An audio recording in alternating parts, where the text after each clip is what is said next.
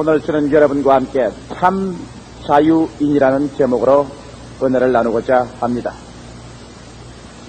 미국의 유명한 정신병학자인 토마스 A. 하리스 박사가 지은 I am okay, you are okay 라는 책이 미국에서는 일대 센세이션을 일으켰습니다.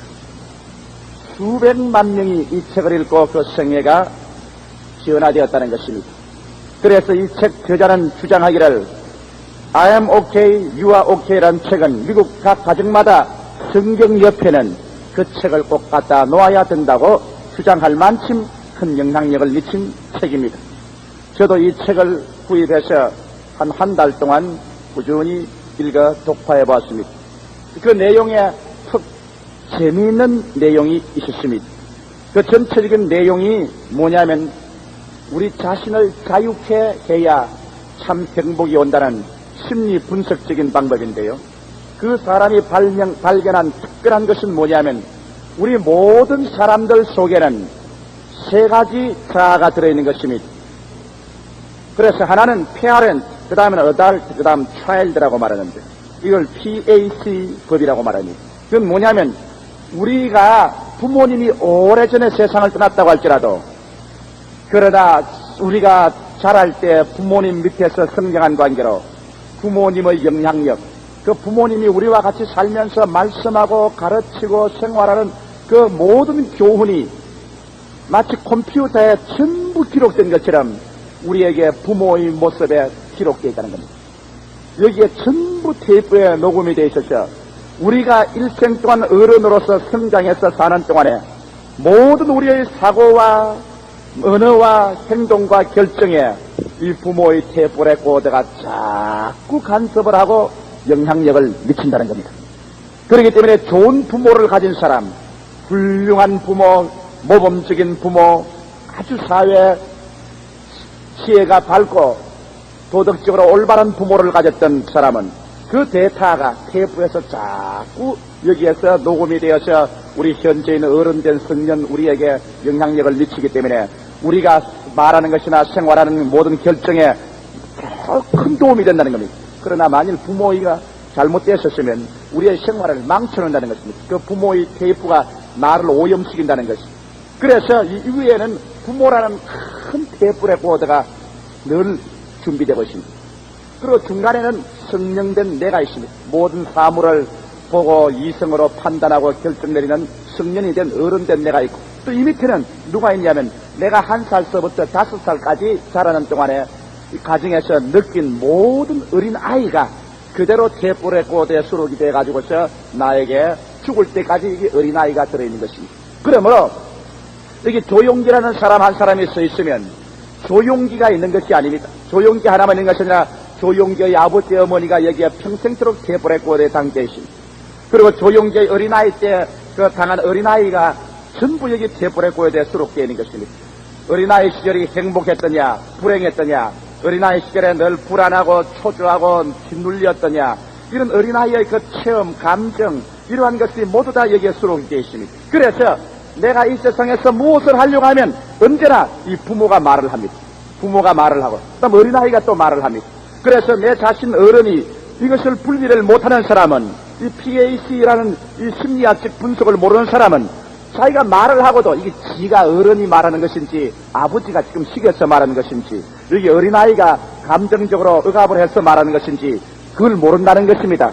그래서 사람이 말을 하면 자기 속에서 아버지 부모가 내린 말을 했다가 그 다음엔 자기의 어린아이가 일어나서 말을 했다가 그 다음 성령된 자기가 말을 했다가 그렇게 하는데 보통 때는 괜찮지만 중대한 문제를 결정해야 될 때 또 어려운 고비에 처했을 때 이 성년된 어른이 아버지도 좋은 것은 사용하고 좋지 않은 것은 아버지 가만 계십시오. 테이프 레코더를 중지시키고 이 어린아이도 그 감정에 좋은 것은 우리가 받아서 사용을 하고 감정이 나쁜 것은 야 가만히 있어 잠잠해 여기 네가 들어올 것이 아니야 중지시키고 성년된 어른이 언제나 사리를 판단하고 사물을 정비해 나가야 그 사람이 참된 자유인이 된다는 것입니다. 그리고 수없이 많은 사람들이 오늘날 이 성년이 자유인이 되지 못하고 끊임없이 부모에게 그 테이프 레코더에 부모의 모든 그 행동과 사고에 억압을 당하고 어린아이에게 오염을 당하고 그렇게 해서 사업을 망치고 가정을 망치고 자기 자신이 정신적 혼돈이 오고 불안이 오고 문제를 해결하지 못한다는 것입니다. 그러나 이 성년이 어른된 내가 성년이 딱 중심을 잡고서 어린아이하고 갈 때도 같이 가고 아버지 어머니하고 갈 때도 같이 가고 언제나 필요한 것은 사용하고 필요하지 않은 것은 제껴버리고 이렇게 해야 참된 자유를 얻고 참된 좋은 생활을 이루간다는 것입니다. 그 책에는 방대한 논문인데 유익된 말이 굉장히 많았습니다. 그에 이런 예들이 있는 것을 제가 보았습니다. 어떠한 사람은 성장할 때 아버지가 가난한 환경에서 자라났기 때문에 늘 하는 말이 있었습니다. 그 아이 듣는 말에 이 세상에 돈이 제일이야. 돈만 있으면 무엇인지 할 수 있어. 그러니까 이 세상에 뭐 정직하다, 의롭다, 나 혼자 깨끗하다 그런 것은 다 거짓부리야. 그저 기회만 있으면 돈을 벌어야 돼. 남이야 속이든 정부를 속이든 상관놀이를 하든 몰입의 노릇을 하든 돈만 벌면 죄리야. 이러한 부모의 말을 늘 듣고 자라났습니다. 이 어린아이가 자라서 성년이 되고 난 다음 그 부모가 이게 컴퓨터가 들어있는데 이 부모가 그 사람 보고 늘 말을 합니다. 그가 생각하는 거나 장사를 하거나 행동을 하거나 공무원이 되거나 늘 말을 합니다. 이 사람아 돈을 벌게. 돈만 벌면 죄리야. 그래 돈 버는 데는 수단과 방법을 가리지 말게. 그래서 이 사람이 생활이 어려워지고 고난 속에 들어가면 내 어른된 내가 이것을 잘 분리를 시키지 못하면 그만 자기 속에 자꾸 오염이 됩니다. 부모의 생각이 오염이 됩니다. 돈 벌게. 수단과 방법을 가리지 말게. 이렇게 되기 때문에 그만 공금도 횡령하게 되고 남의 돈도 탈취하게 되고 감방신세를 지게 되는 이런 비극적인 사태가 벌어진다는 것입니다. 또 이런 제가 그 예를 들어봤습니다. 어느 아주 좋은 집 가정의 딸인데 그 부모님이 청교도적인 가정입니다. 아버지가 늘 교훈을 하고 어머니는 빈틈없는 어머니입니다. 화분은 화분 놓은 데 넣고 이불은 이불장, 책은 반드시 정리하고 집안은 아주 깨끗합니다. 그래서 어린아이들도 말 한마디도 잘못하면 반드시 말을 교정시킵니다. 그런 말을 해서는 안 돼. 우리 가문은 좋은 가문이야. 친구들하고 놀아도 이 사람아 너 친구들 우리 가문보다 낮은 친구들하고 놀면 못 쉬는 거야. 그러면 안 돼. 그리고 여자가 밤늦게 돌아오면 안 된단 말이야. 여자들은 남자하고 그렇게 친구를 사귀고 그러면 못 쉬어. 그리고 네가 나중에 시집갈 때는 30이 넘은 남자하고는 시집을 가지 마라. 남자가 30이 넘도록 장가를 못 갔으면 그 사람 잘못된 데가 있는 거야. 그런 사람은 시집을 갔다가 내가 고생을 해. 이러한 어머니의 말, 아버지의 말이 그 마음속에 들었지. 그것은 성년이 되고 어머니 아버지를 떠나서 나왔습니다만 그 생애 속에 끊임없이 어머니 아버지의 태뿔에 고대가 여기에서 놀고 있기 때문에 이 처녀가 시집을 못 가고 올드미스가 됐어요. 그래서 해리스 박사에게 찾아왔을 때 해리스 박사가 가만히 물어보니까 이 처녀가 시집을 못 가는 이유가 있어요. 왜? 남자친구하고 데이트를 하려고 하면 당장 여기서 아버지 어머니 염증이 돌려옵니다. 여자가 밤늦게 놀러 다니면 못 써. 여자가 남자들하고 그렇게 친하고 다니면 못 쓴단 말이에요. 그 말 때문에 그만 움츠려지는 것입니다. 그 다음 또 이 세상에서 사회적으로 출세하고 일하려고 공부를 많이 해서 나이가 30이 넘은 사람이 생겨서 결혼을 하려고 하면 또 어머니 아버지 염승이 여기서 말을 합니다. 이 사람아 나이가 30이 넘은 남자하고 결혼해놓으면 평생에 불행한 거야. 30이 넘은 남자하고는 아예 교제를 하지 말게나. 어머니 아버지 태프가 또 여기서 놉니다. 그 다음에는 가정이 가난하고 가문은 좀 못나서도 성실한 청년을 만나서 결혼하려고 하면 또 어머니 아버지 태프가 또 말을 합니다. 이 사람아 우리는 좋은 가문이야. 좋은 가문에서 네가 태어났기 때문에 우리 가문보다 못한 사람하고 결혼하면 안 된단 말이야. 그래서 이 처녀는 이 음성이 이 자기의 사고가 어머니 아버지의 생각이 오염된 것을 분리를 못 시켜서 자기는 어머니 아버지 생각에 노예가 되고 말한 것입니다. 올드미스가 되었습니다. 그래서 해리스 박사는 그거는 어머니 아버지 음성이다. 당신은 성년이 됐기 때문에 필요 없는 어머니 아버지의 음성에서는 제껴놓고 당신이 생각하는 올바른 생각으로서 사물을 처리해야 된다. 또 한 번은 이런 일이 있었습니다.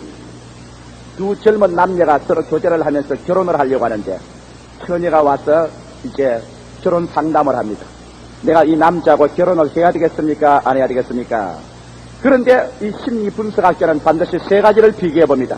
모든 사람 속에 부모가 들어앉아 있고 자기가 들어앉아 있고 어린아이가 들어앉아 있으니까 좀 부모 대 부모가 서로 같느냐? 성년과 성년이 어른과 어른이 대화될 수 있냐? 너 속에는 어린아이와 그 사람 남자 속에는 어린아이가 서로 일치가 될 수 있는가? 조사를 해봤어. 그래서 그러면 당신의 아버지 어머니는 어떠한 분이요? 그 처녀에게 물었더니 우리 아버지 어머니는 아주 정직한 분이었습니다. 아버지는 열심히 일을 하고 저녁 늦게 하더라고. 집안일은 어머니가 다 다스리는데 우리 집안은 우리 아버지가 바람을 피운 적도 없고 집안에서 큰 소리 한 적도 없고 아주 화평하고 질서 있고 어린아이들은 부모에게 순종하고 어머니 아버지는 자녀를 사랑하는 좋은 집안이었습니다. 그러면 당신 상대자의 남자의 집안은 어떻습니까? 예. 그 남자의 집안은 아버지 어머니가 일찍이 이혼을 했어요. 남자가 6살 때 이혼을 해서 아버지는 떠나가고 아버지 영향력은 전혀 없지요. 어머니 밑에서 자랐는데 어머니가 하는 말은 늘 아버지 욕하는 것이 일이었습니다. 죽일 놈, 짐승 같은 놈, 그 못난 놈. 그래서 모든 아버지는 죽일 놈, 짐승 같은 놈, 못난 놈으로서 자랐었습니다. 그러므로 그 청년에게는 그 속에 있는 부모의 형상이라는 것은 완전히 찌그러졌습니다. 그러고 난 다음 좋습니다. 내가 이제 이 해리스 박사가 하는 말에 내가 보니까 당신 속에 있는 부모와 그 남자 속에 있는 부모가 도저히 일체가 안 됩니다. 대화가 안 돼. 그러니 그것이 벌써 결혼을 하고 나면 문제가 생길 요건이 되어 있는 데다가 이제 당신 어른된 당신과 어른된 그 사람의 한 비교해 보시오. 당신은 어떠한 사람입니까? 나는 음악을 좋아하고 종교를 좋아합니다. 철학적이고 사색적입니다. 근데 그 청년은 음악이나 종교 같은 거 좋아하지 않습니다. 종교는 다 거짓 뿌리고 전부 아버지같이 거짓말쟁이다. 그러고 난 다음 나는 대학을 졸업했으나 그는 대학 1년에 중퇴를 했습니다. 그러고 난 다음 그가 좋아하는 것은 스포츠 운동이고 스포츠 차를 타는 것밖에 없습니다. 그러면 당신하고 그 사람하고도 대화가 잘 안 되겠군요. 그럼 당신의 어린아이 시절을 말해주십시오. 예, 나는 우리 어린아이 시기에 우리 아버지 어머니가 음하고 엄격했기 때문에 나는 늘 애정에 굶주려서 살았었습니다. 그러므로 어쩌든지 어머니 아버지의 애정을 좀 얻어보려고 아양도 떨어보고 애교도 해보고 그래서 나는 지금도 내 어린아이는 언제나 감정이 억압되고 애정에 굶주린 어린아이가 내 속에 들어있습니다. 그래요? 그럼 그 남자는 어떻습니까? 그 남자는 아버지 없이 살았기 때문에 엄마 품에서 완전히 망나니로 자랐습니다. 달라는 것 다 주고 하라는 것 다 해주고 고함을 치면은 어머니가 설설 기고 그래서 그는 완전히 자기 중심으로 살았습니다. 그래요? 그래서 해리스 박사는 말이 당신 그 남자하고 결혼했다가는 일생에 불행할 것은 왜? 당신의 부모하고 그 사람 부모가 속에 있는 것이 맞지 않습니다. 당신의 부모는 언제나 경건하고 올바르셨습니다. 그 사람의 부모는 완전히 없습니다. 부모의 교훈이 없습니다. 그러므로 당신은 방탕하기 어렵지만 그 사람은 아무 교훈이 없기 때문에 방탕하게 될 수 있습니다. 당신은 철학적이고 사색적이지만 그 남자는 운동만 좋아합니다. 당신하고 앉아서 얼마 살지 않으면 서로 대화가 막히고 말 것이요. 당신의 어린아이는 상대방에게 의지하고 애정을 구하기를 원하고 상대방을 이해하려고 하는 어린아이가 들었지만은 저쪽 어린아이는 막 짓밟는 거요. 그렇기 때문에 당신하고 그 남자하고는 도저히 일체될 수가 없어. 결혼하면 당신은 파탄에 이릅니다. 그래서 결혼을 시키지 않았다는 이야기가 있는 것입니다. 그리고 이 해리스 박사가 하는 말을 보면은 수많은 우리의 문제들이 우리 여기 속에 있는 어른, 내 자신이 아버지나 내 속에 있는 아버지와 부모와 내 속에 있는 어린아이에게서 자유를 얻지 못하기 때문에 가정이 파탄되고 문제가 생긴다는 것입니다. 예를 들어 말하면 부부간에 결혼할 때 깊이 생각해보지 아니하고 저 사람 속에 있는 부모와 내 속에 있는 부모, 저 사람 속에 있는 어린아이와 내 속에 있는 어린아이 이 모든 것을 다 서로 알아보고 I am okay, you are okay가 돼서 결혼하지 않고 서로 한눈에 보아서 기분이 좋다고 결혼을 들어가고 난 다음에 나중에 그 결혼이 파손되는 이유가 있다는 것입니다. 왜? 어려운 문제에 봉착하고 중대한 결정을 내려야 될 때가 오면은 내 속에 있는 어른 대 어른으로서 이성에 서서 서로 대화를 하는 문제가 해결되는데 사람은 그렇지 못하고 어려운 문제에 딱 부딪히면 어린아이가 일어난다는 겁니다. 남편이 하는 말이 여보 당신은 왜 밤낮 극불악선이야? 당신 어머니가 그렇지만 당신도 그렇구먼. 이제 속에 있는 어린아이가 말을 합니다. 남편은 어른은 그런 비정상적인 말을 안 합니다. 그러면 그 부인이 그 말을 받아서 허허 웃으면서 그 마음속에 어른이 그 말을 받아서 그래요 미안합니다 잘해보도록 하지요. 그러면 좋을 건데 그 속에 어른이 나오는 것이 아니라 어린아이가 같이 고함을 쳐. 뭐 어째 당신 부모는 어때? 아따 당신 아버지 정말 잘 낳았더라. 잔소리도 많고 아유 당신 어머니 밑에서 내가 고생한 것 생각하면 내가 뼈가 갈려. 그러면 뭐 어째 너 어머니는 어땠어? 너 어머니는 잘났어? 아따 너 어머니 정말 잘났더라. 자 이제 어린아이가 일어납니다. 어린아이들이 가지고서 내 빵 쪽이 크지. 그럼 아니야, 내게 더 크단 말이야. 내 옷이 좋지. 아니야, 너 옷이 더 좋단 말이야. 이제 어린아이가 일어나 싸웁니다. 그러면 그 부인이 말합니다. 내가 이게 시집 올 때 이 집안이 가난하고 형편없던 것, 내가 와서 콧물과 눈물과 고생 다 해서 집안 살림 이렇게 놓으니까 이제 나를 이렇게 구박한다고 크크 웁니다. 우니까 그것도 남편한 말이, 뭐 어째 당신 시집 올 때 뭘 가져왔노? 내 친구는 보니까 시집 올 때 보니 자기 친정에서 집도 사주고 자기 아버지가 직장도 다 구해주고 다 줬는데 당신 뭐 해온 게 뭐야? 당신은 날 뭐 해줬어? 그렇게 목사님 앞에서 결혼할 때는 죽을 때까지 헤어지지 말자고 했다가 그 결과는 싸늘한 재판소에 가서 이혼 증서에 황 도장을 찍고 헤어지고 마는 겁니다. 수많은 이런 일들이 그 속에 일어나는 감정이 이건 어린아이다. 그래서 그 사람이 이 어린아이야 가만히 있어 잠잠해. 너가 일어나면 우리 가정이 파괴된단 말이야. 중간에 있는 어른인 내가 어린아이의 음성을 눌러버리고 정상적으로 서면은 어린아이에게서 자유로와 가정이 파탄해서 피할 수가 있다는 것입니다. 그리고 또 여기 아버지가 자꾸 말을 합니다. 벌써 20년, 30년 전에 부모가 자꾸 여기서 교훈을 합니다면 아버지 가만히 계세요. 요 사이 세상은 그게 안 맞아 들어가요. 옛날엔 맞았지만은 그러므로 가만히 계세요. 그래서 여기 어른이 중심에 딱 서서 내가 지금 하는 말이 아버지가 지금 말을 하는 것인지 내 속에는 어린아이가 지금 말을 하고 있는 것인지 이것을 분별해서 어른이 중심에 딱 서면 이 사람은 자유를 얻은 사람이 된다고 페리스 박사가 말했습니다. 그리고 이 어른을 자꾸 자유를 지게 된다는 것입니다. 부부간에 서로 대화를 하다가도 무슨 일이 생기면 여보 그 당신 지금 어린아이가 하는 말이요. 어른으로 돌아갑시다. 또 남편이 갑자기 너무 막 고답지게 되고 억압지게 되면 여보 그 당신 지금은 당신 아버지 어머니가 말을 하는 거예요. 당신이 말하는 것 아니요. 그러므로 당신에게로 돌아갑시다.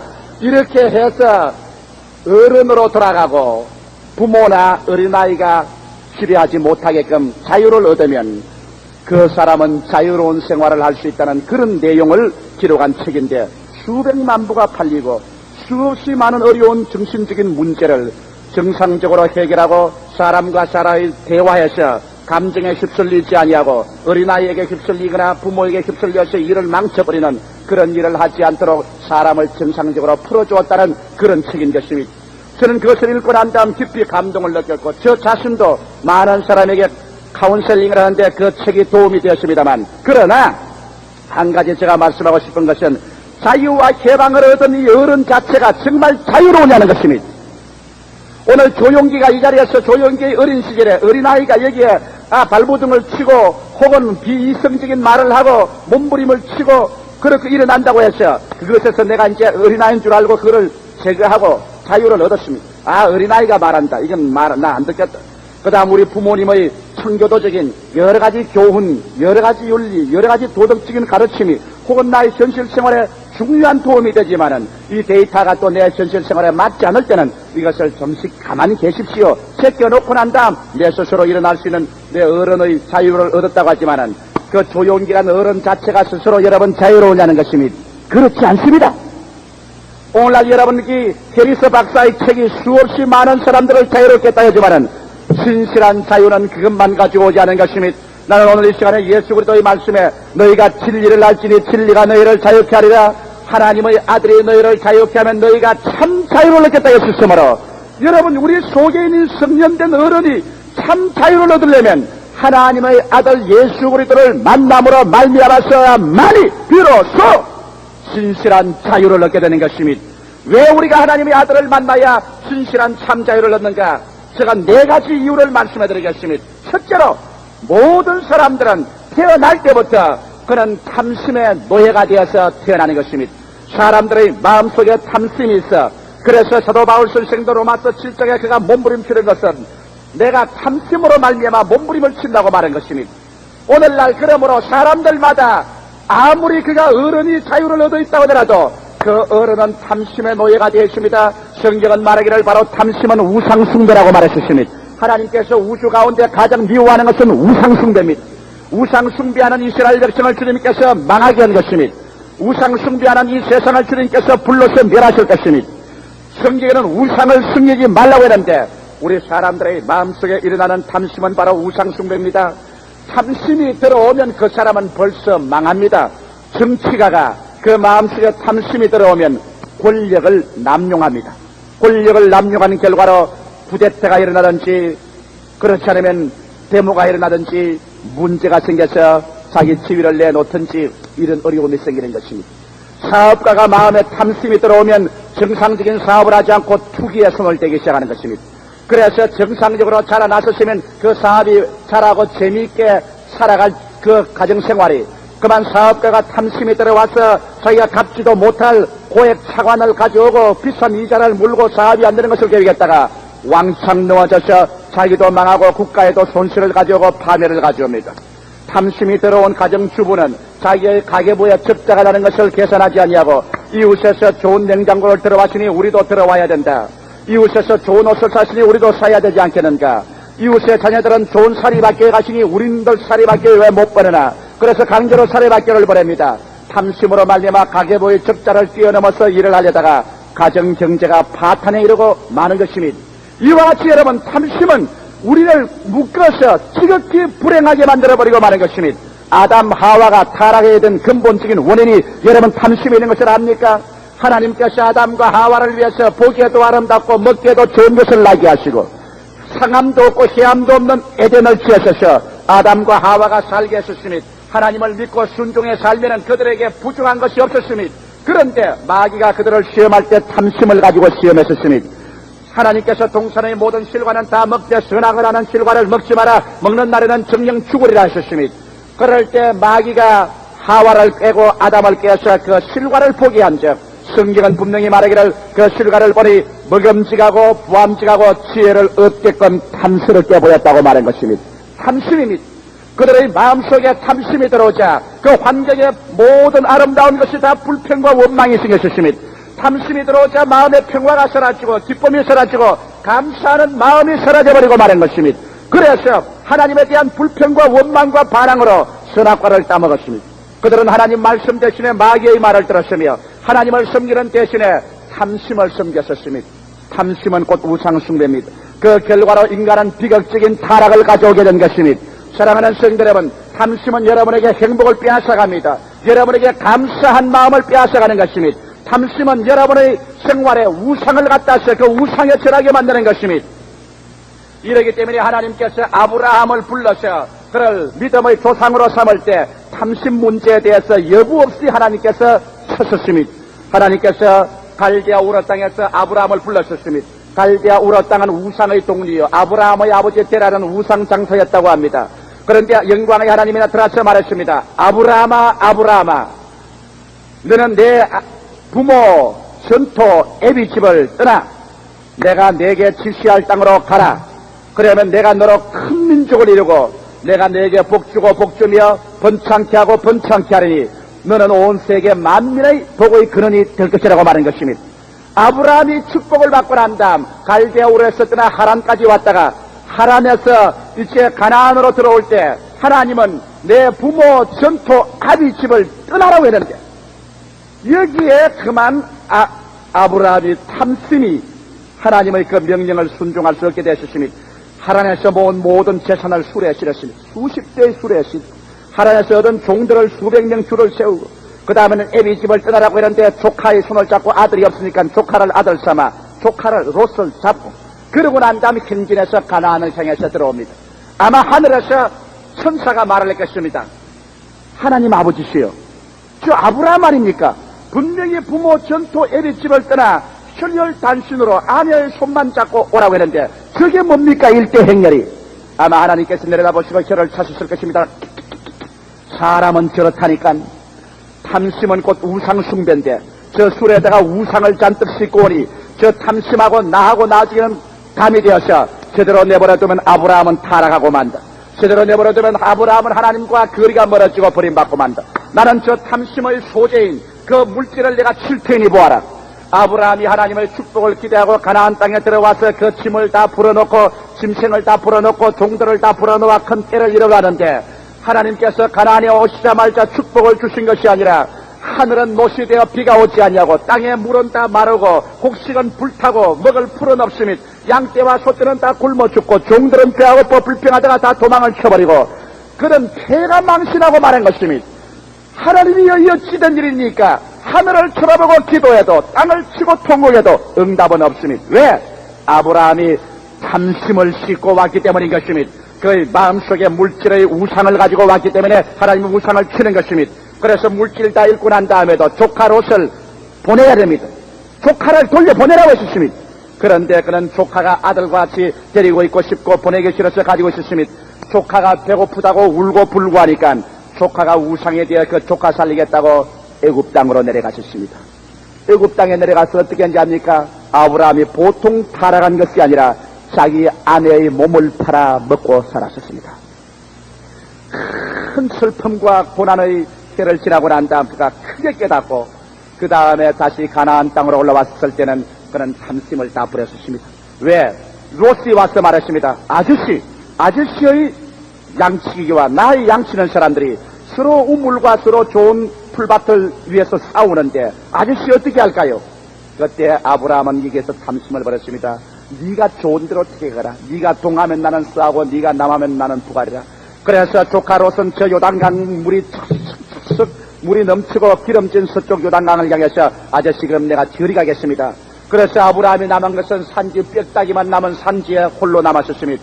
조카를 보내고 물질에 대한 탐심을 다 버리고 그가 혈혈단신되어 이제 자기 아내와 둘이 남았었을 때 하늘에서 음성이 들려왔습니다. 아브라함아 산 위로 올라가라. 아브라함이 산 위로 올라갑니다. 중티골란에 더 올라가라. 더 올라가니 꼭대기까지 올라가셨습니다. 너의 눈에 손을 대고 동서사방을 바라보라. 내 눈이 미치는 곳까지 내가 다 너에게 주었으니 너와 내 후손에게 이것을 주었노라. 비로소 아브라함이 탐심에서 해방을 얻자마자 하나님께서 아브라함에게 축복해 주시되 가나안의 모든 것을 축복해 주어 지었고 아브라함은 그 부가 되고 말한 것이니 여러분 성경 말씀에 보아서 아시겠지요? 부자 청년이 예수를 찾아온 적이 있습니다. 그런 질풍처럼 뛰어와서 예수 앞에 엎드려서 말했습니다. 선한 선생이여 내가 무슨 선한 일을 행하여 구원을 얻으리까? 그때 예수께서 그 증명하는 말은 너 돌아가서 너 있는 재산을 다 팔아 가난한 사람에게 나누어 주고 나를 따르라. 그리하면 네가 구원을 얻을 것이라고 하셨습니다. 이 청년에게는 충격적인 말이었습니다.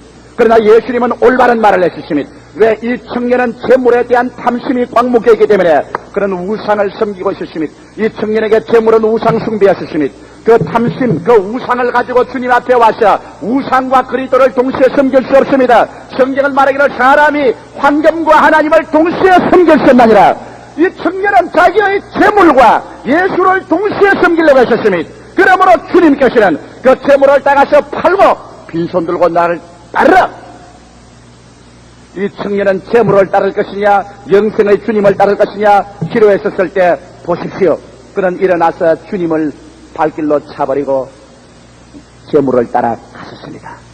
그는 서서 재물이 많은 곳으로 서서 가니 그 뒷꼭지를 바라보시고 주님께서 말씀하십니다.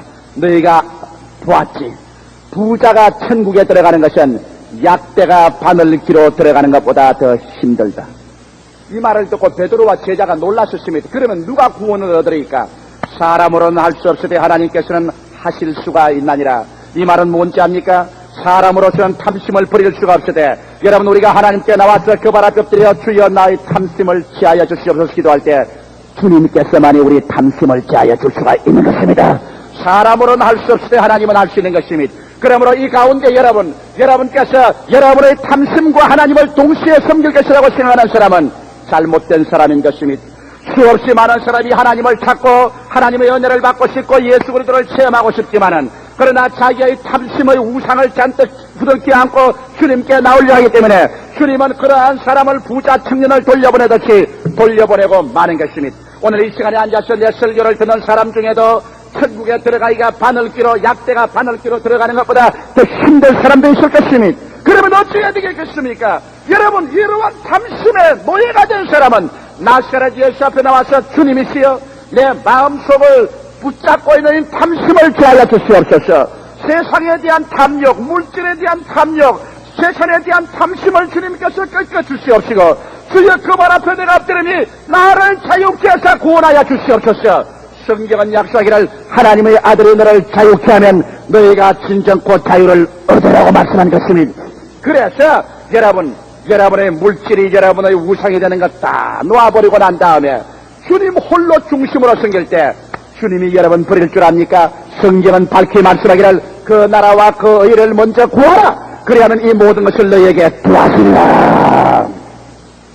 우리 하나님께서는 당신이 하늘에서 부어진 축복으로 자녀들이 성장해서 물질을 가지고도 하나님이 주신 것이라고 기뻐하기를 원하지, 세상에서 얻어서 그것이 탐심이 되어 우상이 되어서 내가 혹시 예수 믿다가 물질에 손해가지 않을까 해서 조금만 손해가면 하나님 내 발길로 차버리고, 조금만 하나님 사업에 물질 내놓으라면 또 하나님 앞에 대항하고 발길로 차고, 이러한 사람을 하나님께서는 원치 않은 것입니다. 이러므로 오늘 승인된 여러분과 내 자신이 참된 자유를 얻고 행복하게 살려면 탐심에서 자유를 얻어야 되는 것입니다. 탐심 없이 아내를 사랑하는 남편, 탐심 없이 남편을 사랑하는 아내, 탐심 없이 자녀를 사랑하고, 자녀는 부모를 사랑할 때 무슨 재산 상속이나 주지 않았냐 하는 탐심을 가지고 부모를 생각하지 말고 탐욕에서 벗어나 참된 자유 가운데서 부부의 사랑, 부모, 자식의 교제가 이루어질 때 거기에 참 행복이 다가오는 것입니다. 둘째로, 성년된 우리가 참 자유를 얻기 위해서는 죄의 습관에서 자유를 얻어야만 되는 것입니다. 우리가 모두 다 죄인 아닙니까? 죄인 아닌 사람이 누가 있습니까? 성경에는 모든 사람이 죄를 범하였으니 하나님의 영광에 이르지 못하느니라고 말씀하셨습니다. 죄를 짓지 않은 의인은 한 사람도 없습니다. 그러나 예수 그리스도의 십자가 앞에 나와서 예수의 보혈에 우리가 목욕하셨을 때, 예수의 피로 말미암아 우리는 죄책에서 놓여났습니다만, 죄책에서 놓여났어도 죄악의 습관이 우리 속에 참호를 파고 들어앉아서 자꾸 죄 속으로 끌어가는 일이 많습니다. 그렇기 때문에 바울 선생이 말하기를, 내 마음으로는 하나님의 법을, 육신으로는 죄의 법을 승리노라. 오라 나는 공고한 사람이로다. 이 사망의 몸에서 누가 나를 건져내려고 하는 것입니다. 수없이 많은 사람들이 자유인인 줄 생각하고 있지만은 실상은 자유인이 아니고 그 가운데 있는 성년된 어른된 자기가 죄악의 사슬에 묶여서, 죄악의 습관에 묶여서 끌려가는 사람이 얼마나 많습니까? 저는 아주 무죄하고 그것은 죄가 아니라고 한 것에도 묶여서 그는 하나님을 멀리 떠나는 사람 보았었습니다. 여러분, 요사이 이 고급 사회에서 유행하는 낚시. 한 가정에서 예수를 믿었습니다. 그 남편도 예수를 믿었는데, 이 남편이 수요일 날은 교회를 나오는데 주일날은 안 나와요. 그래, 왜 주일날 안 나오는가 하고서 집에 가서 물어보니까 주일날은 낚시를 간답니다. 그 낚시를 안 가고서 교회에 나올 수가 없느냐. 그가 하는 말이, 낚시가 자기 마누라보다 더 좋답니다. 낚시 던져서 고기가 물고서 땡기면 물을 착착착 치면서 쫙 땡겨는 거 보면 이건 뭐 자기 마누라보다도 좋고 자식보다도 좋대요. 낚시에 미쳤어요. 그래서 저희들이 가서 안 된다고 기도하고 낚시를 버리고 하나님 중심으로 살아야 되니까 그 다음부터 고민을 합니다. 주일날 아침 4시쯤 되면은 낚싯대하고 낚시통을 잡고서 앉아가지고서 고민을 합니다. 낚시를 가야 되나 교회를 가야 되나, 낚시를 가야 되나 교회를 가야 되나. 이러한 것도 여러분 자유를 묶어놓는 것이 되고 마는 것입니다. 그런 기억고 주 예수 그리스도 앞에 기도하고 난 다음에 하나님을 먼저 섬겨야지 낚시를 섬길 수 있냐. 그는 낚시를 오랫동안 타당화했습니다. 내가 주일날 교회 나왔는데, 아니요 목사님, 나는 호수에 가서 낚시를 떠놓고 있으면서 내 혼자 예배를 봅니다. 그런 거짓말이 세상에 어디 있어요? 죄악을 타당화하면 그 죄에서 노연함 받지 못합니다. 그는 기어코 낚싯대를 끊어버리고 그는 교회에 나오게 되고 훌륭한 하나님의 자녀가 되셨습니다. 나는 또 한 가정을 보았었어요. 그 가정은 이상하게 비만 오면 교회 나오거든. 또 비만 안 오면 교회를 안 나와요. 이상하다. 비 오는 교인이다 저 사람은. 비만 오면 교회 나오니. 그래 나중에 물어보니까 비가 오지 않은 날에는 부부간에 등산을 가요. 등산에 미친 사람들이라. 오라 산에서 살고 산에서 죽고 싶도다 이런 사람들이라. 그러니 비만 안 오면 그냥 산에 올라가. 그래서 내가 그분 보고 말했습니다. 산에 올라가는 것이 건강상 좋기는 하지만은 주일날을 거룩히 섬기고 일주일 중 하루 하나님을 섬겨야 되는데, 성경에 말하기를 말세가 되면 될수록 너희가 모이기를 피하는 어떠한 사람처럼 하지 말라고 했는데, 하나님의 성전에 모여야 될 것 아니요. 성경에 또 너희 두세 사람 모이는 곳에 나도 너희 가운데 있겠다고 했으니 예배를 먼저 보고 하나님 섬겨야 될 것이 아니요. 아이고 목사님은 그렇지 않습니다. 우리 부부간에요 산에 올라가서 높은 산꼭대기에서 푸른 하늘을 바라보고 넓은 눈 바라보고 할렐루야 그렇게 합니다. 멋있는 예배를 드립니다. 그래서 당신 지금 그 말하는데 양심에 끓이낌이 없어요. 정말 그게 정직한 양심에서 하는 말입니까? 정말 하나님 앞에서 정직하게 하는 말입니까? 그러니까 고개를 들어 보십시오. 당신이 당신 타당화하고 변명하는 것이지 그게 정직한 말입니까? 그 우상에서 당신 끊어야 됩니다. 그것이 죄악의 뿌리입니다. 그로 말미암아 신앙은 떨어지기 시작하는 것입니다. 어떠한 가정의 한 가정은 그 부인 부부간에 다 예수를 믿고 회개를 했는데 그 부인이 이기지 못하는 죄가 하나 있습니다. 요겁니다. 남편이 월급만 타오면 요거를 합니다. 그래서 그냥 홀짝 날려버리죠. 어떤 때는 또 좀 벌어오기도 하지만은 어떤 때는 홀짝 날리고 그냥 눈에 핏대가 남편이 그 부인 앞에 꿇어 앉아가지고 두 손을 가 빌고서 여보 제발 살려줘 제발 당신이 이렇게 하면 어떻게 하나 내가 당신하고 이혼하고 싶어도 자식들이 이렇게 있으니 이혼도 못하고 이걸 어떻게 하나 제발 살려줘. 그럼 부인이 또 같이 울어요. 같이 울고 남편이 또 데리고 오면 교회 와서 내게 또 안수를 받아요. 안수를 받아도 소용이 없는 것이 그 중심에 자기가 이렇게 하는 것이 죄라는 것을 인정하고 타당화를 하지 말아야 되는데 그가 하는 말이 늘 이러거든. 이게 뭐 죄입니까? 취미로 하는 것인데 재미로 하는 것인데 뭐 그렇다고 잘못해서 남편 한 달 월급 날렸는들 또 그게 뭐 죄입니까? 그럽니다. 죄로서 인정하지 않고 타당화를 합니다. 그래가지고서 밤새도록 이걸 하니 그 다음에는 빚을 태산같이 안게 되고 그러면 남편이 뭐 밑빠진 독에 물붓기로 장사를 해봤자 소용이 없습니다. 가정이 파탄식입니다. 그가 교회도 옵니다. 찬송도 하고 예배도 보죠. 구원은 받았는데 그 죄의 참호 속에 들어있는 그 죄를 파내야 됩니다. 파내지 않고는 그는 포로된 사람입니다. 아마 지금쯤은 그가 그 죄를 이겼는지 모르겠지만은 그는 그 죄를 죄로 타당화하지 않기 때문에 그 가정은 파탄되고 말았습니다. 여러분 죄라는 것이 그렇게 쉬운 건 아닙니다. 죄에 포로된 자는 자유가 없습니다. 내 신앙상담에 어떤 우리 교회 착실히 나오는 분 한 분 나와서 신앙상담에 앉자마자 두 발자라고 저희 가슴에서 아이고 목사님 나 살려줬어. 그래서 아니 무슨 말을 해야 살려주지 말도 안 하고 가슴만 치면 이게 목사님 나 구원을 받았어요. 나 은혜도 받았어요. 참 좋아요. 그런데 내가 술 먹는 마귀에 들렸어요. 그래서 그 뭐 사회생활 하자면 한두 잔 마실 수도 있지 뭐 그것 때문에 그렇게 아이고 목사님 한두 잔 마시면 문제가 아닌데 나는 방 안에 하나님도 못 보고 사람도 못 보게 문 딱 닫아놓고 막 병 채워 들이킵니다. 막 병을 가지고 부어 넣어요. 목사님 한 병 하나만 부르게 하면 두 병 세 병 있는 대로 다 부어 넣습니다. 목사님 나는 어떻게 해야 됩니까? 그는 자유인이 아니었습니다. 그는 수입도 괜찮은 사람이고 사업도 꽤 잘하고 자기 부인도 있고 자식도 있고 교회에도 나와서 구원을 받았습니다만 죄의 포로였습니다. 술 먹는 습관의 포로였습니다. 우리가 기도하고 그는 그것을 죄로 인정했습니다. 타당화하지 않았습니다. 나는 죄인입니다. 그러고 난 다음 기도하자 그 술이 떨어지고 마는 것입니다. 그는 자유인이 되어버리고 마는 것입니다. 그는 자유를 얻은 것입니다. 여러분 수많은 사람들이 예수 믿고 구원을 받고 난 다음에도 자잘구레하게 성 잘 내는 것 남의 흉 잘 보는 것 거짓말 잘하는 것 그런 이러한 것들이 죄로 인정을 하지 않습니다. 그러나 이런 것들이 여러분의 자유를 구속합니다. 자유가 없는 사람은 참 행복한 생활을 할 수 없습니다. 성경은 요한일서 3장 8절에 말하기를 죄를 짓는 자는 마귀에게 속하나니 마귀는 처음부터 범죄함이니라 하나님의 아들이 나타나신 바 되었으니 마귀의 일을 멸하려 하신다고 말하셨습니다. 오늘 이 시간에 여러분이 감추인 죄가 있으면 하나님 앞과 사람 앞에서 감추어놓은 죄가 있으면 여러분은 그 죄의 습관에서 자유를 얻어야 되는 것입니다. 그 죄의 습관을 그대로 내버려 둔 이상 여러분은 참 자유를 얻을 수가 없습니다. 여러분 이런 죄를 가지고 주 예수 그리스도 앞에 나와야 되는 것입니다. 예수님 말씀하시기를 하나님의 아들이 너희를 자유케 하면 참 자유를 얻을 것이라고 말한 것입니다. 여러분 하나님의 아들은 여러분의 약점을 압니다. 여기 뒤에 앉아 계신 우리 최 목사님과 내가 잘 아는 것이 있습니다.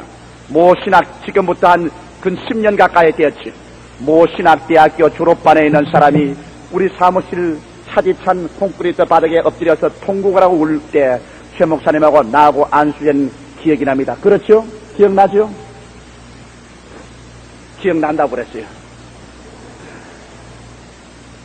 왜 이 청년은 구원을 받고 신학까지 댕기면서 음란마귀에 잡혀있습니다. 한 달에 몇 분이고 종로 3가에 갑니다. 종로 상가에 갔다 와서는 신학교 기숙사에 와서 가슴을 치고 몸부림을 치고 옵니다. 그러나 그 음란 마귀에 이기지를 못합니다. 그런 와서는 말이 목사님 나도 신학교를 이제 졸업받고 목회를 나가야 되는데 나는 이 귀신에 이기지 못합니다. 이거 죽을 지경에서 이를 어떻게 합니까? 그런 죄를 숨기지 않으셨습니다. 죄를 감추면 불쌍히 느낌을 받지 아니합니다. 죄를 고백하면 긍휼함을 입습니다. 그가 죄를 자백하고 이거는 마귀니 건져달라고 하십니다. 자기 힘으로 못 이기니까. 그래서 저와 우리 최 목사님이 합쳐서 그 마귀를 쫓았습니다. 그는 그 마귀에서 떨어져 나와 아주 놀라우게 자유를 얻으셨습니다. 그는 오늘 서울 변두리에서 목사로서 훌륭하게 목회를 하고 있는 것입니다. 사람은 자유를 얻어야 되는 것입니다. 이러므로 오늘 이 시간에 우리가 죄의 습관에서 자유를 얻지 못하고 감추고 있다면 여러분과 나는 참 자유인이 아닌 것을 알아야 되는 것입니다. 셋째로 우리는 삶의 불안과 공포에서 자유를 얻어야만 되는 것입니다. 성경은 말씀하기를 말세에는 고통하는 때가 이르리라고 말한 것입니다. 오늘날 여러분과 나의 환경 가운데 홍수처럼 고통하는 때가 우리에게 다가오고 있습니다. 여러분, 석유 파동이 일어나자 춥고 교회도 춥고 집에도 춥고 산업이 마비가 되고 월남 전쟁이 도로 일어난다고 하고 중동 전쟁에 다시 불 붙을 것 같기만 하고 물가는 천정 모르게 뛰어오르는데 월급은 같이 따라 올라가지 아니하고 만성적으로 가계부는 자꾸 적자만 허덕이니 이렇게 해서 어떻게 살겠는가? 우리는 현실적인 생활을 바라보게 될 때 우리 삶의 불안과 공포가 점점 밀물 밀듯이 우리에게 다가오는 것을 피할 수가 없습니다. 그러므로 오늘날 세상에는 염려와 근심과 불안과 초조와 절망, 이것이 오늘날 정신적인 노이로제병이 되어 편만하게 사회를 안개처럼 덮고 있는 것입니다. 어떻게 하면 우리가 삶의 불안과 공포에서 자유를 얻을 수가 있는가? 성경 열왕기하 6장 8절로 19절에 보면은 엘리사와 게하시에 대한 이야기가 있는 것입니다. 엘리사는 이스라엘의 선지자라. 그가 기도하면 하나님이 계시해 주기 때문에 아람 왕이 군대를 동원하여 이스라엘을 공격하려고 할지라도 엘리사가 기도해서 왕에게 진언을 합니다. 아람 왕이 이리로 올 테니 이리 군대를 파견해서 막으시오. 아람 왕이 저쪽에 복병에 있으니 그리로 가지 마시오. 아람 왕이 가슴을 치고 통탄을 노릇입니다. 모든 작전 계획을 엘리사가 기도를 해서 다 알아냅니다. 그래서 그는 자기의 군대에게 명령을 내리셨습니다. 엘리사를 잡아라. 엘리사를 포로 잡아라. 그런데 그 정보부에서 소식이 왔습니다. 엘리사가 도단성에 있나이다. 왕은 전 군대를 동원하여 도단성을 밤새도록 맥접으로 에워싸셨습니다. 아침에 되어 잠에서 깨어났는데 엘리사의 종 게하시가 밖에 나가서 사정을 살펴보니 온 산과 들에 깃발이 가득합니다. 엘리사가 포로가 됐습니다. 게하시는 그만 혼비백산했습니다. 무릎이 떨리고 니빨이 떨리고 온 피가 다 아래로 쏟아졌습니다. 불불 기어서 들어가서 말했습니다. 엘리사 선생이여, 엘리사 선생이여, 이제 우리는 죽었습니다. 이제 낭패났습니다. 아람 군대가 격격히 둘러섰습니다. 그때 엘리사는 잠시 묵상하고 기도하더니만 얼굴을 들어 웃으면서 하는 말이, 이 사람아, 우리하고 계시니가 저들보다 더 많다. 아버지여, 게하시의 눈을 열어서 보게 하소서. 게하시가 눈을 열어보니 온 아람 군대가 둘러싼 그 안에 하나님의 불말과 불병거가 산천에 가득하게 둘러싸여 있었습니다. 게하시는 벌벌 떠지만은 여기에 믿음으로 보는 이 엘리사는 두려워하지 않고 믿음으로 나아가서 그 사람들에게 들어갔습니다. 여보시오, 누구를 찾소? 엘리사를 찾습니다. 이 성은 그 성도 아니요, 이 사람은 그 사람도 아니, 나를 따라오시오. 그 군대를 거느리고 바로 이스라엘의 서울인 사마리아 수도까지 들어와서 전 포위해서 그 사람들을 붙잡았던 일이 있습니다. 여러분, 여기에서 우리가 상징적으로 보게 되면 여기에 게하시는 여러분의 그 사람이고 엘리사는 여러분의 속사람인 것입니다. 우리 각 사람들마다 자기 속에 엘리사와 게하시가 있습니다. 우리의 속사람은 하나님의 말씀을 즐거워합니다. 그러나 우리의 그 사람 게하시는 자꾸 환경을 보고 난 다음 엘리사야 죽었다, 엘리사야 이제 죽었다, 절단났다고 말하는 것입니다. 이러므로 여러분, 오늘날 우리가 삶의 불안과 공포와 절망에서 이겨나려면 게하시의 말을 들어서는 안 됩니다. 우리의 환경은 변화됩니다. 환경은 시간과 환경을 따라 변화됩니다. 석유 파동도 오고 물가도 올라가고 가게가 적자가 되기도 하고 사업이 잘 안 될 때도 있습니다. 유동적인 환경을 바라보고 우리의 육신의 사람이 눈에 보는 대로, 귀로 듣는 대로, 손으로 만지는 대로, 느끼는 대로 해서 이제 날 죽었다고 뛰기 시작하면 그 사람의 가슴 속에 평화가 있을 날이 없는 것입니다. 그러나 눈에는 아무 증거 안 될지라도, 귀에는 아무 소리 안 들려도, 손에는 잡히는 없을지라도, 내 앞길 추럭같이 어두울지라도 여러분 속에 있는 이 엘리사와 같은 속사람이 일어나서 하나님 말씀 위에 서서 주님을 바라보고 서 있으면 환경에 요동하지 않게 되는 것입니다. 바울 선생은 말하기를 우리는 믿음으로 행하고 보는 것으로 행하지 않는다고 말하셨습니다. 성경 예수께서는 말씀하기를 사람이 떡으로만 살 것이 아니요 하나님의 입으로 나오는 말씀으로 살 것이라고 말한 것입니다. 주를 믿고 기다리면 현재 안 되는 것이 지나고 보면 잘 되는 것이 있습니다.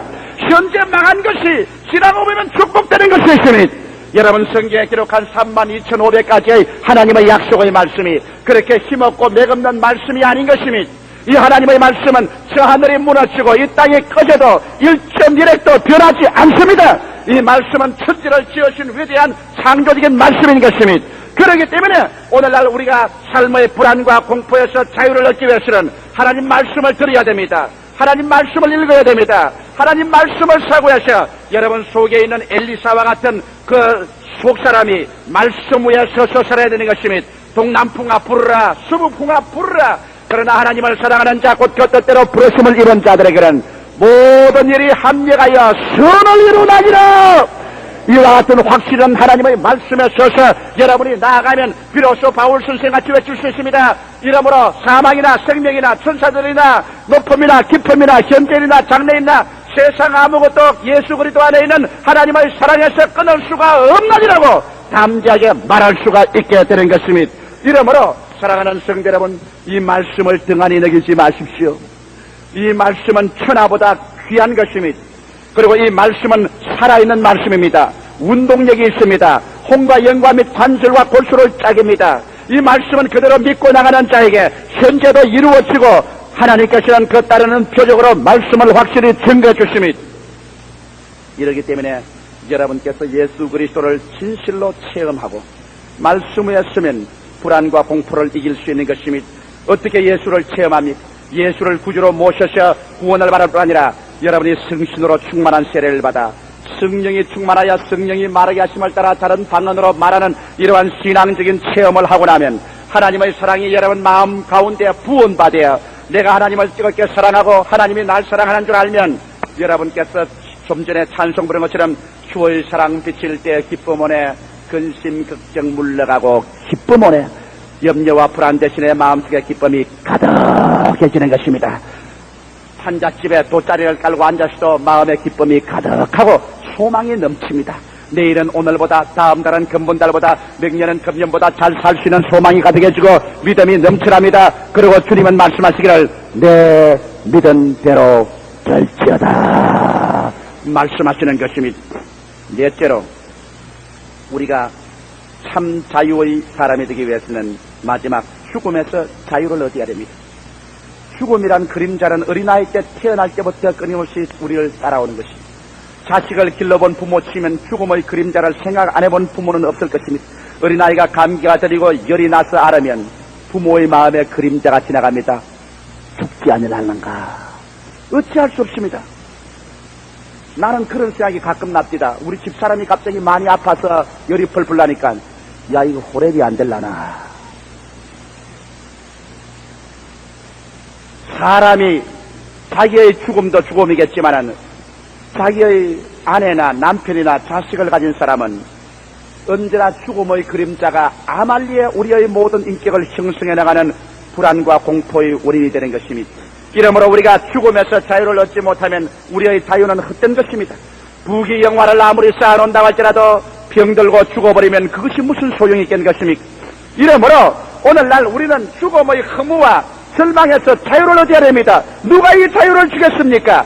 철학적인 말이나 문학적인 수식으로 위로를 줘도 소용없습니다.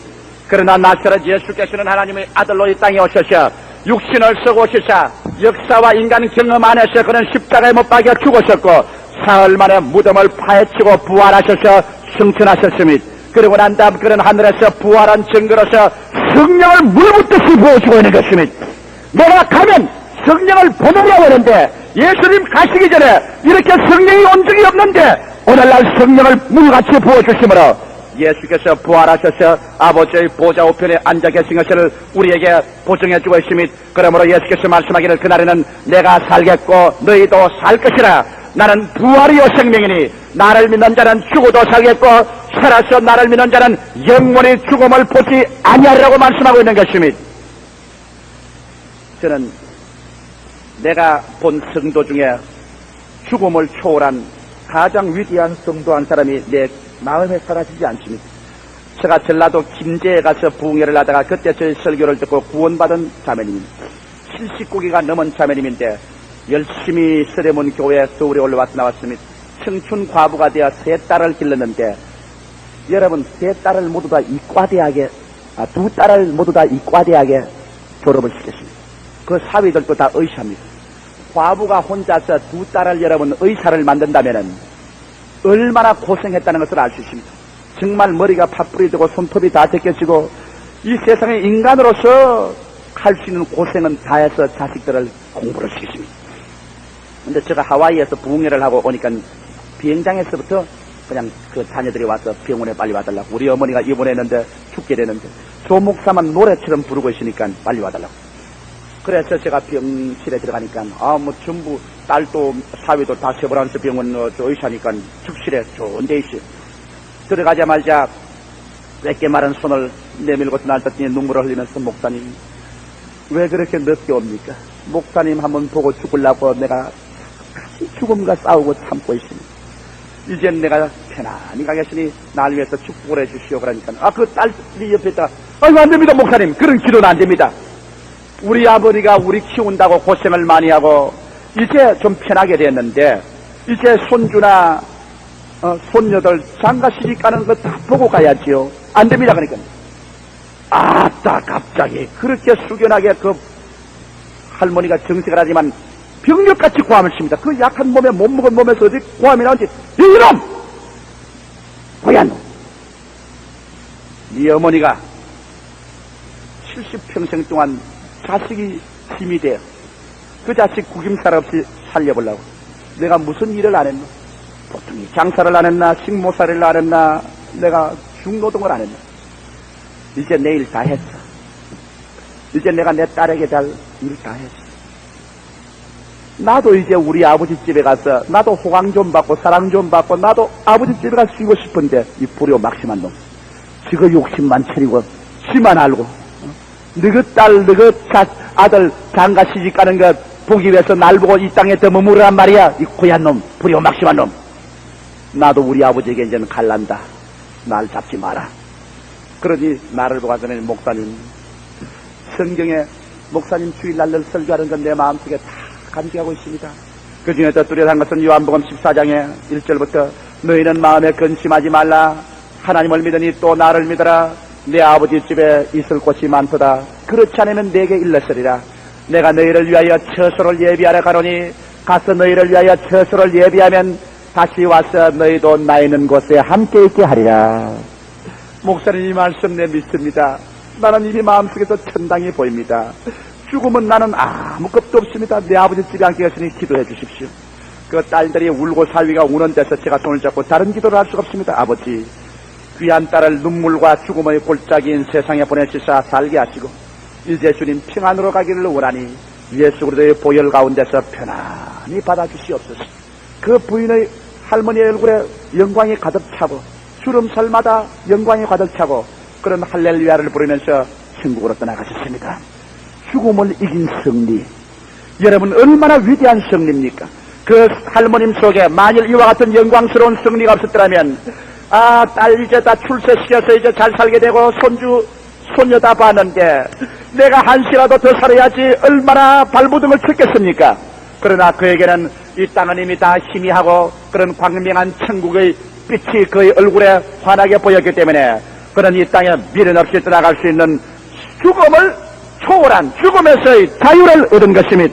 그러므로 고린도 후서 5장에 바울 선생은 말씀하기를 만일 땅에는 우리의 육신의 장막집이 무너지면 손으로 짓지 아니한 영원한 집이 우리에게 있는 줄을 우리가 안다고 말씀하셨습니다.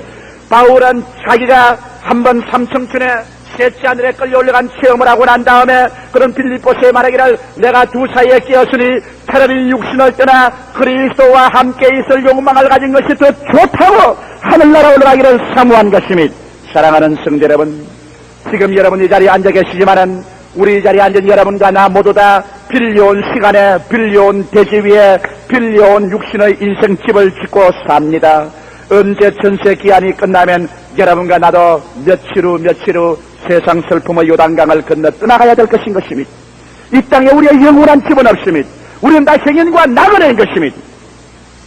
죽음을 이미 뛰어넘어 저 하늘나라에 눈물과 근심과 탄식과 고통과 이별이 없는 곳에 내 하늘나라를 이미 가지고 소유하고 나가는 그 사람에게 이 세상에 남은 여생도 멋있게 살 수 있는 것입니다. 이미 이 땅이 미련이 없고 저 하늘나라에 내 확실한 집이 있는 그 사람이 이 땅에 지나갈 때 구경도 멋있게 하고 삶의 하나하나 순간도 영원한 내 죽은 것이 아니기 때문에 음미해가며 사랑해가며 내 부인도 내 남편도 자식도 우연의 일치로 만나서 다 한시 동안 같이 여행을 하게 된 내가 나그네니 좀 언짢아도 서로 사랑하고 좀 귀찮아도 서로 불쌍히 여기고 여행의 동료로서 우리는 살아가고 살 수가 있을 것입니다. 이러므로 오늘날 우리 사람들은 참 자유, 이것은 해리스 박사가 말한 부모의 영향력과 어린아이의 영향력이 평생토록 내게 오염을 시켜서 나에게 자유를 빼앗는다고 하지만은 부모의 영향력과 자녀의 어린아이의 영향력을 다 펴겨놓고 정상적인 내 어른이 자유롭게 되어 부모의 데이터를 사용하고 어린아이의 모든 그 경험을 사용하고 이를 분리해서 내 자유자재로 어른으로서의 산다고 할지라도 그 어른이 그 성년이 삼심에서의 자유를, 죄의 습관에서 자유를, 삶의 불안과 공포에서 자유를, 죽음에서의 자유를 갖기 전에는 진실로 참 자유를 얻은 남편과 아내와 부모와 자식과 사회인이 될 수 없는 것입니다. 오늘 이 시간에 여러분 참 자유를 얻은 그 남자만이 구김살 없는 멋있는 남편이 될 수 있습니다. 참 자유를 얻은 그 아내만이 진실한 아내가 될 수 있습니다. 참 자유를 얻은 부모가 올바른 부모가 되고 자녀가 되고 사회인이 될 수 있는 것입니다. 오늘 여러분은 자유를 얻으셨습니까? 여러분은 정말 참 자유인입니까?